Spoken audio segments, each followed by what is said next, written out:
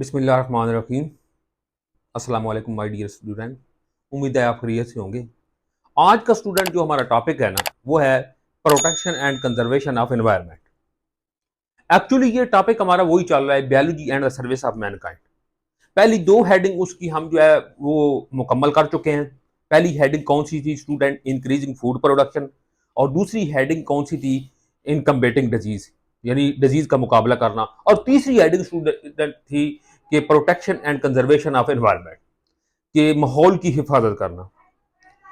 और ख़ास तौर पे कि बायोलॉजी ने ये माहौल की जो हिफाजत है उसकी हिफाजत करने में क्या रोल अदा किया है, उसको हमने डिस्कस करना है। लेकिन ये भी आप सोचे स्टूडेंट कि हमें माहौल की हिफाजत करने की ज़रूरत क्यों पेश आई। उसकी वजह यह है, इस टॉपिक का पहले की जो खुलासा है वो ये है कि इन्वायरमेंट जो है वो खराब हुआ है। किसकी वजह से खराब हुआ है? इंसान ने अपनी जिंदगी के लिए अपनी फायदे के लिए बहुत सी चीजें बनाए हैं। जैसे देखें, पुराने वक्तों में अगर जब ट्रैवल करना होता था, सफर करना होता था एक सिटी से दूसरी सिटी में पाकिस्तान में, तो काफी दिन लग जाते, लोग पैदल सफर करते थे और कंट्री टू कंट्री सफर करने के लिए महीनों लग जाते थे। लेकिन आजकल बड़ी सहूलियात है, आजकल बहुत बहुत बहुत ज्यादा सहूलियात है। ये इंसान ने अपने फायदे के लिए काफी चीजें बनाई हैं। इस तरह आप देखें, उसने इंडस्ट्री लगाई है अपने फायदे के लिए। अब उससे क्या हुआ है? उससे इंसान का जो लिविंग स्टैंडर्ड है वो तो हाई हुआ है, इसमें कोई शक नहीं है कि उससे लिविंग स्टैंडर्ड हाई हुआ है, लाइफ का स्टैंडर्ड हाई हुआ है। लेकिन उसके साथ साथ इन्हीं चीजों की वजह से, इंडस्ट्री की वजह से, ऑटोमोबाइल की वजह से, ठीक है, दूसरी मशीनरी की वजह से माहौल जो है हमारा वो खराब होना शुरू हो गया। ये इसलिए माहौल खराब हुआ।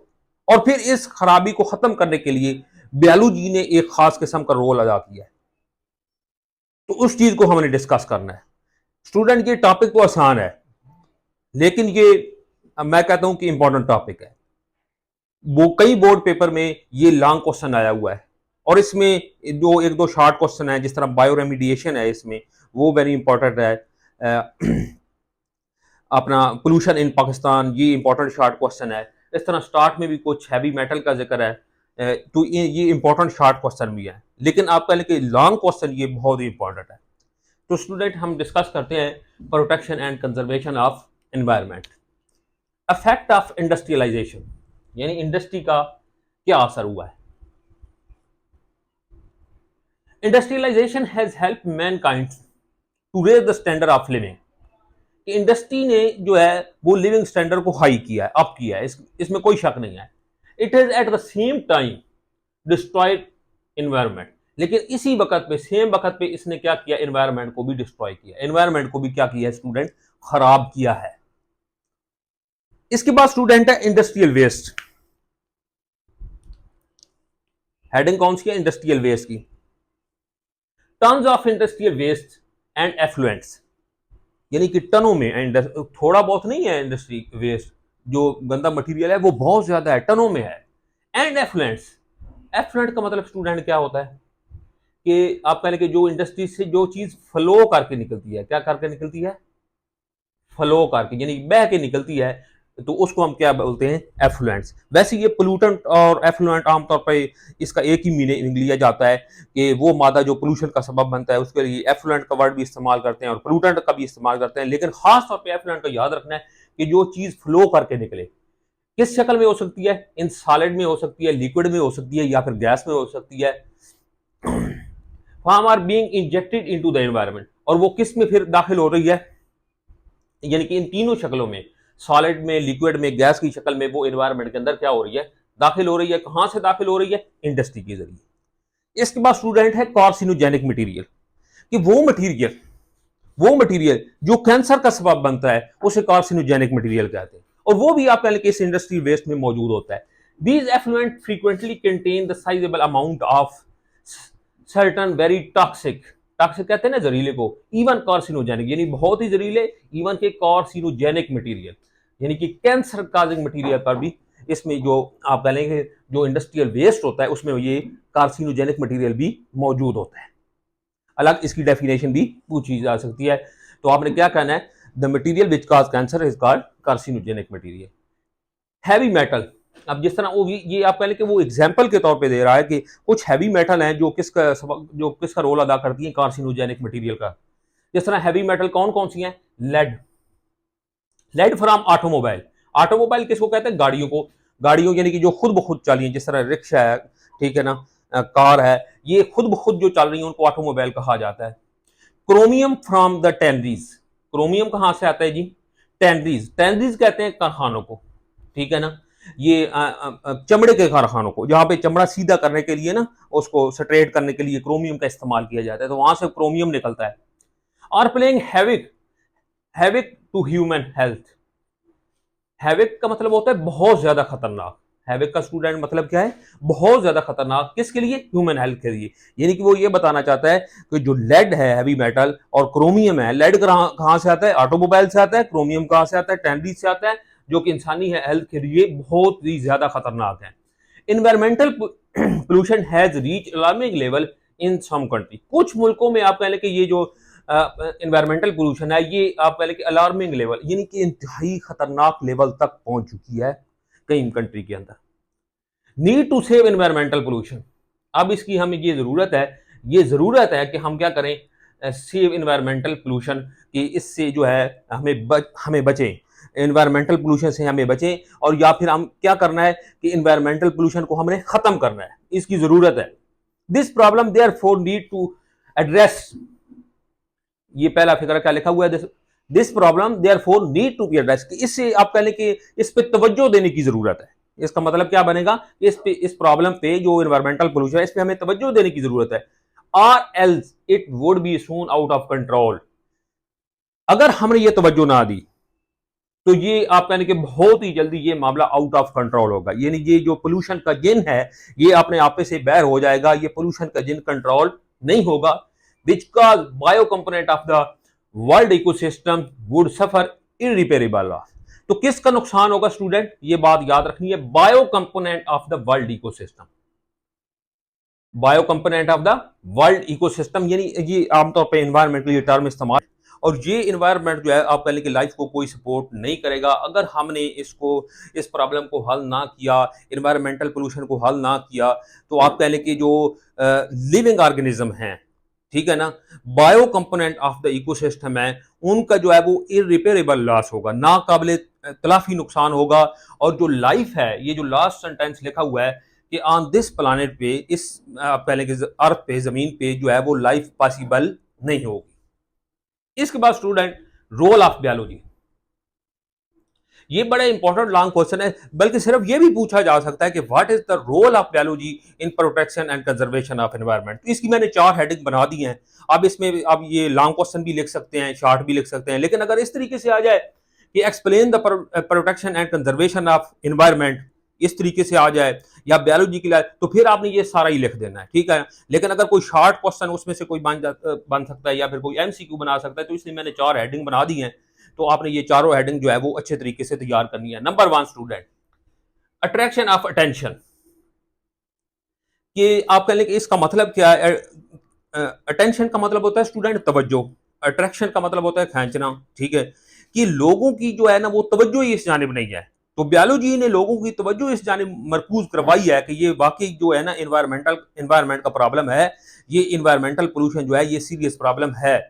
अब देखें ना, हमारे जो प्रॉब्लम और हैं, जिस तरह आप देखें, मैंने कहा कि हमारे मकान बनाने के जो प्रॉब्लम हो सकता है, ये इसके बारे में हम जो है परेशान रहते हैं, ठीक है। अगर हमारे पास कपड़े अच्छे ना हो तो उनके बारे में हमें परेशान रहते हैं, अच्छे जूते ना हो तो फिर परेशान रहते हैं, खाने पीने के मसाइल से जो है वो हम परेशान रहते हैं, ठीक है। लेकिन इसको तो कोई आप कहने के परेशानी समझता ही नहीं है कि ये इन्वायरमेंटल पोल्यूशन है, ये भी कोई प्रॉब्लम है।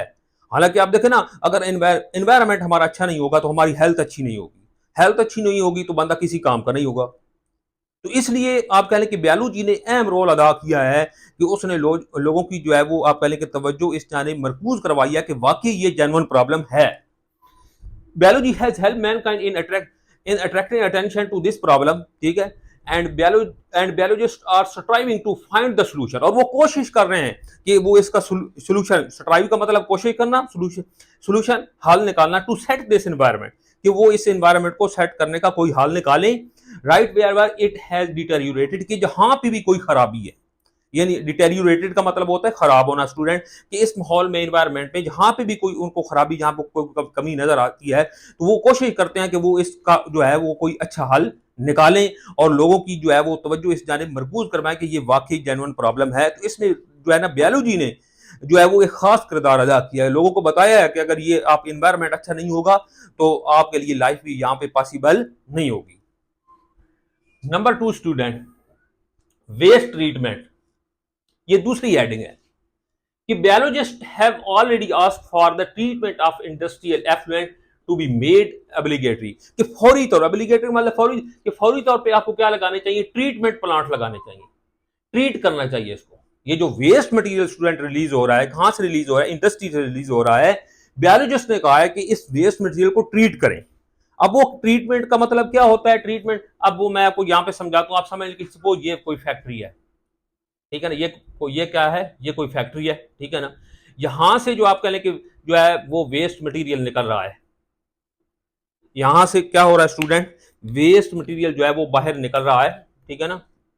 तो यहाँ पे हम जो है वो कोई इस, जहां से वेस्ट मटेरियल निकल रहा होता है, यहाँ पे हम क्या लगाएंगे, कोई ट्रीटमेंट प्लांट लगाएंगे, ठीक है। अब ये क्या करेगा, जो वेस्ट मटेरियल स्टूडेंट होता है ना, इसमें काफी ज्यादा ऐसी भी चीजें होती है जो खतरनाक नहीं होती, जिस तरह नाइट्रोजन है या आप कहें कार्बन डाइऑक्साइड है, वो आपके लिए ज्यादा खतरनाक नहीं होती।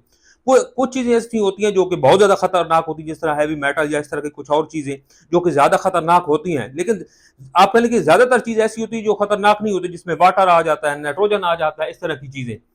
तो यहां पे फिर क्या होता है स्टूडेंट, जो ट्रीटमेंट प्लांट होते हैं ना, ये जो वेस्ट मटेरियल यहां पे पहुंचता है, तो ये फिर उनको जो टॉक्सिक मटेरियल होता है, उनकी जो टॉक्सिसिटी होती है टॉक्सिक मटेरियल की, यानी कि जो उसका जहरीलापन होता है, ठीक है, उसको आप पहले खत्म कर देता है और फिर बाकी वेस्ट जो है वो निकल जाता है, ठीक है ना स्टूडेंट। यानी जो टॉक्सिक मटेरियल होता है या फिर आप कहेंगे कार्सिनोजेनिक मटेरियल होता है, उसकी टॉक्सिसिटी ये ट्रीटमेंट प्लांट जो है वो खत्म हो जाते हैं और हम कहते हैं कि अब ये ट्रीट हो गया है, ये जो वेस्ट मटेरियल। तो बायोलॉजिस्ट ने ये पहले ही कहा है कि ये फौरी तौर पे जो है आप पहले के ट्रीटमेंट प्लांट जो है वो लगाएं और जो टनों में निकल रहा है इंडस्ट्रियल वेस्ट मटेरियल, उसको ट्रीट करें।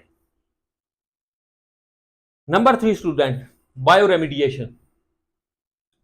ये आप समझ लें कि ये वीआईपी शार्ट क्वेश्चन है, वीआईपी शार्ट क्वेश्चन है ये वाला स्टूडेंट। कौन सा जी, बायो रेमिडिएशन। इससे पहले स्टूडेंट हमने बायोलॉजिकल कंट्रोल पढ़ा था, ये बाज़ दफा इसमें फर्क भी आ जाता है कि what is the difference between biological control and bio remediation. It is the removal और डिग्रेडेशन ऑफ इन्वायरमेंटल पोल्यूटेंट्स और toxic material by living organism. यानी जो भी आप कहने की इन्वायरमेंटल पोल्यूटेंट है, रिमूव करना है या फिर उसको डिग्रेड करना है। डिग्रेड का मतलब उसकी ब्रेक डाउन करनी है, उसको तोड़ फोड़ करना है, उसको जाया करना है। किसको, इन्वायरमेंटल पोल्यूटेंट या फिर टॉक्सिक मटेरियल को। इन्वायरमेंटल पोल्यूटेंट वही कहते हैं ना कि वो मादा जो पोल्यूशन का सबब बनता है, या फिर टॉक्सिक मटेरियल जो क्या जहरीला है या कार्सिनोजेनिक है, उसको क्या करना है, रिमूव करना है या फिर उसको डिग्रेड करना है। किसके जरिए करना है, बाय लिविंग ऑर्गेनिज्म, जानदारों के जरिए करना है। यानी देखे ना, पहले तो बायोलॉजिस्ट ने बताया कि जो ट्रीटमेंट प्लांट लगाएं, लेकिन ये भी एक हल है कि ये जो अब टॉक्सिक मटेरियल मौजूद है वो इंडस्ट्रियल वेस्ट के अंदर, उसको क्या करना है जी, जानदारों के जरिए उसको खत्म करना है, जानदारों के जरिए उसको डिग्रेड करना है। जिस तरह आप देखें ना, ये टर्म इस्तेमाल होती है कि ये जो चीजें हैं ना, ये बायोडिग्रेडेबल है। कुछ चीजें होती हैं नॉन बायोडिग्रेडेबल। बायोडिग्रेडेबल वो चीजें होती हैं जिनकी लिविंग ऑर्गेनिज्म बैक्टीरिया वगैरह तोड़ फोड़ कर देते हैं, ठीक है ना। और नॉन बायोडिग्रेडेबल चीजें कौन सी होती हैं कि जिनको जो है ना, वो जिनकी आप कह लें कि लिविंग ऑर्गेनिज्म जो मैक्रो ऑर्गेनिज्म तोड़ फोड़ ना कर सके। जैसे आप देखें ना, ये आजकल ये एक इशू चल रहा है, ये जो प्लास्टिक शार्पनर हैं, इन पे जो है वो पाबंदी लगाई जा रही है। वो क्यों लगाई जा रही है, वो इसलिए लगाई जा रही है क्योंकि ये नॉन बायोडिग्रेडेबल है, तो ये खत्म होते ही नहीं है और आप कह लें कि बहुत ज्यादा ये पोल्यूशन का सबब बनते हैं। तो इट इज द रिमूवल और degradation of environmental pollutant by living organism. हाँ, अब यहां भी याद रख लें कि जो बायोलॉजिकल कंट्रोल की तारीफ थी, उसमें हम लिविंग ऑर्गेनिज्म को ही कंट्रोल करते थे, लिविंग ऑर्गेनिज्म के जरिए। बायो रेमिडिएशन के में हम क्या करते हैं कि हम किस अपना जो टॉक्सिक मटेरियल है या एनवायरमेंटल पोल्यूटेंट है, उसको कंट्रोल करते हैं लिविंग ऑर्गेनिज्म के जरिए। तो ये फर्क है। ये जो वर्ड है ना, बायो का मतलब होता है ना लाइफ, रेमिडिएशन का जो वर्ड है ये रेमिडी से आया हुआ है और उसका मतलब होता है इलाज, ठीक है ना। ये आपने बायो रेमिडिएशन यानी इलाज करना है, किसके जरिए करना है, जानदारों के जरिए करना है। किसका करना है, टॉक्सिक मटेरियल को खत्म करना है, उसकी टॉक्सिसिटी को खत्म करना है। एग्जांपल इसकी क्या है, very important. Algae have been found to reduce the pollution of heavy metal by bio absorption. Algae जो है ना, आप कह रहे कि जो आप कह रहे एलजी को क्या होगी, इसको आप याद रखेंगे कि ये प्रोटिस्ट है, प्लांट लाइक प्रोटिस्ट है स्टूडेंट। प्रोटिस्ट के 3 बड़े ग्रुप है ना, प्रोटोजोआ, एलगी और तीसरा ग्रुप है फंजाई लाइक। तो ये प्लांट लाइक जो प्रोटिस्ट होते हैं, अब वो कौन से होते हैं, एलजी उनको कहते हैं। और ये आप कह लें कि ये जो हैवी मेटल है, ठीक है, उसको क्या करते हैं, अब्जॉर्ब करते हैं। हैवी मेटल को क्या करते हैं, अब्जॉर्ब, और ये क्या कहलाता है, बायो अब्जॉर्प्शन। तो ये इस तरीके से भी स्टूडेंट आ सकता है। ये भी आप कह लें कि ऑलरेडी मेरे ख्याल में ये भी बोर्ड पेपर में जो है ना, ये शॉर्ट क्वेश्चन आया हुआ है कि व्हाट इज बायो अब्जॉर्प्शन। तो बायो अब्जॉर्प्शन की क्या तारीफ होगी कि कोई भी जब लिविंग ऑर्गेनिज्म टॉक्सिक मटेरियल को या हैवी मेटल को क्या कर लेता है, अब्जॉर्ब कर लेता है, तो वो बायो अब्जॉर्प्शन कहलाता है। अब इसकी एग्जांपल आप अगर चाहे बायो अब्जॉर्प्शन की तारीफ आ जाए या बायो रेमिडिएशन की तारीफ आ जाए, ठीक है, हमें इसको डिफाइन करना है और फिर एग्जांपल कौन सी देनी है स्टूडेंट, एलजी की। और दूसरी एक और कुछ फंजाई भी इस तरह की हैं जो बायो अब्जॉर्प्शन का किरदार अदा करती हैं, वो एग्जांपल लिखी हुई है चैप्टर नंबर 8 के अंदर। तो 2 एग्जांपल भी आप लिख सकते हैं। तो याद रखना स्टूडेंट कि बायो ऑब्जर्प्शन भी आ सकता है कि इसको आप कैसे डिफाइन करेंगे कि some living organism have been found to reduce the pollution of heavy metal by absorption is called bio absorption. और एग्जांपल इसकी क्या देंगे, एलजी की। इस तरह बायो रेमिडिएशन की भी पूछी जा सकती है, उसमें भी आप एग्जांपल किसकी लिखेंगे, एलजी की। Number 4 student, endangered species. अब ये जो एंडेंजर स्पीशी है ना, अब ये आप कह लें कि किस तरीके से आप कह लें कि एक इन्वायरमेंट को, जो आप कह लें कि जानदार हैं, उनको कंट्रोल करने में एक खास किरदार अदा करते हैं। ये किस तरह के तरीके से जो है साइंटिस्ट हैं, आप कह लें कि मैं आपको इसका कंसेप्ट इस तरीके से बताता हूँ कि अब अगर कोई चीज़ हमारे पास ज़्यादा हो ना, तो उसकी हमें इसकी इतनी ताकीद नहीं करते, उसकी हम बचत नहीं करते। लेकिन जब वही चीज़ जब थोड़ी हो जाती है ना स्टूडेंट, तो फिर हम ताकीद करते हैं, उसकी बचत करने की कोशिश करते हैं। तो बिल्कुल इसी तरीके से जो स्पीशी एंडेंजर होती है, फिर ये जो साइंटिस्ट हैं ये क्या करते हैं, इन्होंने एंडेंजर स्पीशी की लिस्टें बनाई हुई हैं बाकायदा तौर पे। अब जो है ना, वो एक बंदे को पता चल जाता है, आम आदमी को भी पता चल जाता है कि ये जो जानदार है ना, ये खतरनाक हैं, ये इनके नियर फ्यूचर जो है ना वो खत्म होने का चांसेस है इस स्पीशी का। तो फिर वो लोग जो है वो एहतियात करते हैं, यानी अगर उसका शिकार वगैरह हो रहा हो तो फिर उस पर पाबंदी लगाई जाती है और लोग भी एहतियात करते हैं कि ये स्पीशी खत्म ना हो जाए। तो इसलिए इसका भी मैं समझता हूँ कि ये बायोलॉजी ने एक रोल अदा किया। इनकी जो खास तौर पर जो उन्होंने लिस्टें बनाई है ना एंडेंजर स्पीशी की, वो आप कह लें कि बहुत ही बेनिफिशियल हुई हैं। किसके लिए, यानी कि उन जानदारों को बचाने के लिए, यानी कि बायो कंपोनेंट को बचाने के लिए। तो पहले तो इसकी डेफिनेशन स्टूडेंट लिखी है कि species which are eminent danger of extinction, इसको फौरी जो है वो आप कह लें कि खत्म होने का खतरा। एग्जाम्पल इसकी स्टूडेंट क्या लिखी है, पांडा।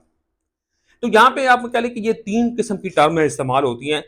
पहली जो आप कह लें कि स्पीशी को कुछ थोड़ा सा खतरा होता है ना किसी के खत्म होने का, तो पहले उसे कहा जाता है थ्रेटन स्पीशी। क्या स्टूडेंट कहा जाता है, threaten species.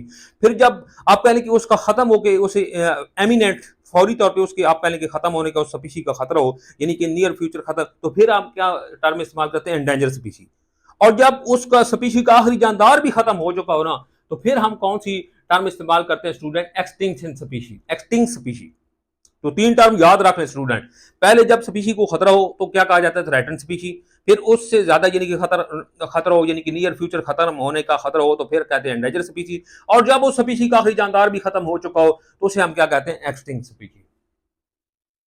Biologists are also working out the list of endangered species of plant and animal which if not protected would soon be extinct।